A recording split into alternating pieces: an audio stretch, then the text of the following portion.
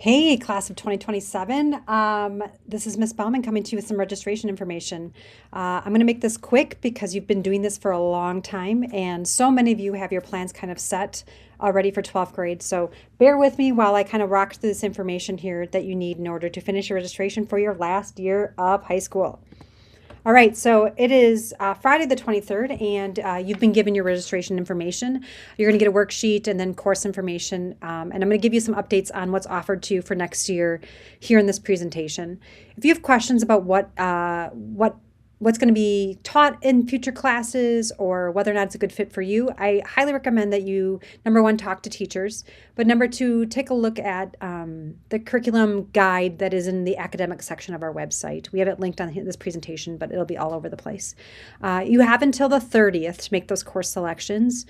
Again, I know so many of you have made four-year plans and kind of already know what you'll take in the future here, so that should be pretty easy to do, pretty easy to meet that January 30th deadline in 1 week. Again, you'll get a registration worksheet here that'll help you kind of make your decisions. So just as a reminder, we're here for you. Your counselors are here for you. Your teachers are here for you. Parents, older students, all great resources to figure out what you might want to take next year, how you want to push yourself, how you might want to scale back, knowing that senior year is busy. As you learn more about what classes you're good at or what you might want to study in college, it's all good things to consider when you are making these choices for next year. Another big piece, especially next year, is just making sure you're really paying attention to what a particular college might be looking for in an applicant.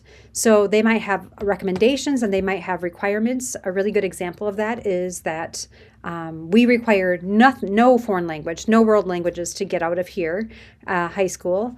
Most colleges require 2 years, and a lot of selective schools like the University of Minnesota or Madison really have been pretty open that they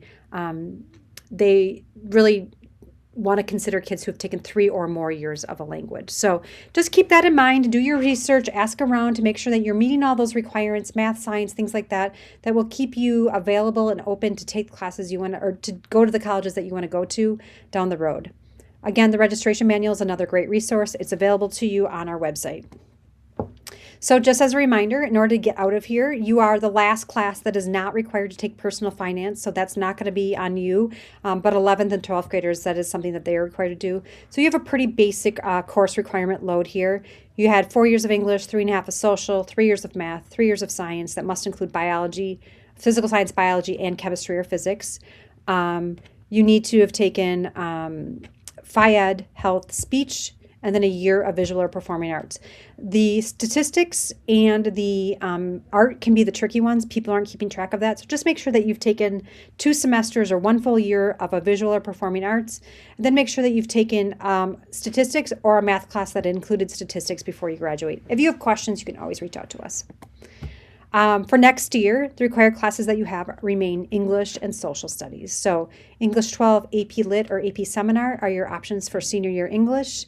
And then Gov and Econ, Advanced Gov and Econ, or AP Government are your options to meet that final year of social studies in social studies for next year.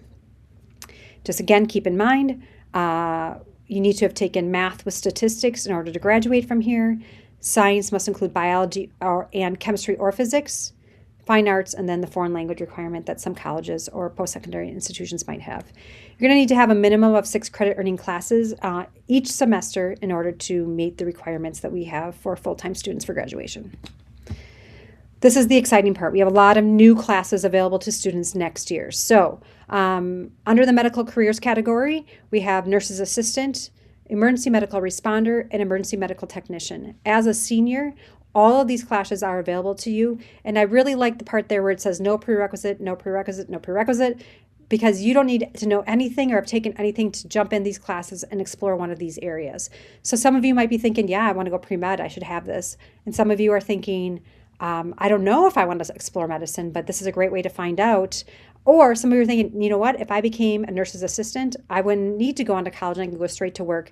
Those are all good reasons to explore these classes, and they're here for you. So we highly recommend that you take a look at taking them if you have any interest in this area. Social studies will be offering ethnic studies for the first time next year. And then STEM and Tech will be offering the second construction trades course that follows up the intro class. And then we'll be also offering a machining and manufacturing class. Again, no prerequisite and open to any student in grades 10 through 12. Really, really exciting stuff there. And then lastly, we have the school store business operations class opening, because we do have a new school store opening with the new build. It's for all 11th and 12th graders, but you do need to take 2 classes before you can take this class. So you need to take any 2 of those: Intro to Marketing, Marketing 1, Marketing 2, Accounting 1, or Accounting 2. As a reminder, to meet that art requirement, you need to have taken 2 of these classes or a full year of the other classes. So the ones listed in green here are the ones that have a prerequisite. So basically, it's like you can't take Ceramics 2 until you've taken Ceramics 1. You can't take Concert Choir or Wind Ensemble until you've taken the audition for that class. Again, keep in mind your requirements. We're down to the last minute here to get all of those done, so make sure you're doing those. Make sure you're paying attention to what your goals are after high school. As you know this has been many years of this. It is always easier to drop a class for student prep period than it is to add that class after the fact. It also is really important to us to get accurate numbers of who's interested in these classes. So we need to know now. We can't know that you want to take a certain class a year from now when you're trying to, fit something in for second semester. We really need to know that now. I know that's hard to do, but you got to think ahead of time here. And then, of course, senior year is tough. It's a lot of moving parts and a lot of fun stuff and a lot of serious stuff. So just make sure you're taking a course load that pushes you, meets your requirements, meets the requirements you have for after high school, but it also is very manageable. So don't feel the need to take every AP class in every subject area because you're feeling pressured by social media or your neighbor or anything like that. So please make thoughtful selections. Do your research now. We need you to do it now, not in May. It is very difficult to change courses in the spring or even in August. So please tell us what you want to take now. Future changes just are not guaranteed. And I would say that if you've been around for a while, they've only gotten harder to do. I've had to send a lot of regretful emails over the past 2 weeks telling students, I just can't make that fit into your schedule. I'm sorry. So if you would have scheduled it ahead of time, we probably would have gotten you in there. Elective courses, as you know, are just requests right now. We don't know what we're going to offer for elective courses. We're trying to find out what you're interested in taking. And based on what you tell us, that's what we will offer. And then secondly, it might conflict with another class that you have to take. So we always want to know, in addition to what electives you want to take, 3 alternate elective course options in case that course doesn't fit in your schedule.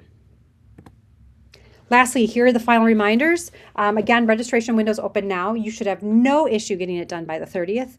We'll be available for questions during WIN on the 10th, and we'll be available for questions during WIN on the 20th, during the